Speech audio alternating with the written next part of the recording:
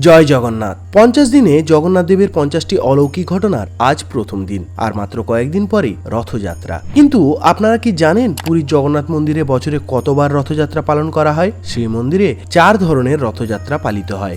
এগুলি হলো শাক্ত গুন্ডিচা, সৌর গুন্ডিচা, শৈব গুন্ডিচা এবং শ্রী গুন্ডিচা। প্রথমে জানবো শাক্ত গুন্ডিচা সম্পর্কে।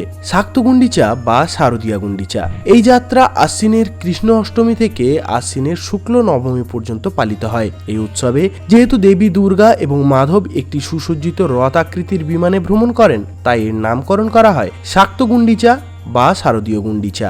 2. সৌর গুন্ডিচা বা চৈত্র গুন্ডিচা বা সৌর রথযাত্রা। চৈত্র মাসের শুক্লপক্ষের ষষ্ঠী তিথিতে শ্রীমন্দিরের আভ্যন্তরীণ বেষ্টনীর ভেতরে অবস্থিত সূর্য মন্দির প্রাঙ্গণে সৌর রথযাত্রা অনুষ্ঠানটি অনুষ্ঠিত হয়। শ্রীমন্দিরের অভ্যন্তরে সূর্য মন্দির থেকে সূর্যের চলন্তি বিগ্রহ একটি রথে বসে আভ্যন্তরীণ বেষ্টনীকে প্রদক্ষিণ করে। একে বলা হয় সৌর গুন্ডিচা। 3.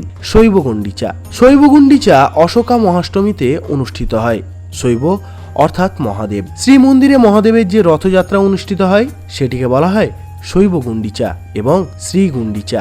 জগন্নাথ দেবের বিশ্ব প্রসিদ্ধ রথযাত্রাকে শ্রী গুন্ডিচা বলা হয়। আষাঢ় মাসের দ্বিতীয়া তিথিতে জগন্নাথ দেব নিজের সিংহাসন ছেড়ে ভক্তদের মাঝে আসেন এবং রথে চেপে গুন্ডিচা মন্দিরে নিজের মাসির বাড়িতে যান 7 দিনের জন্য।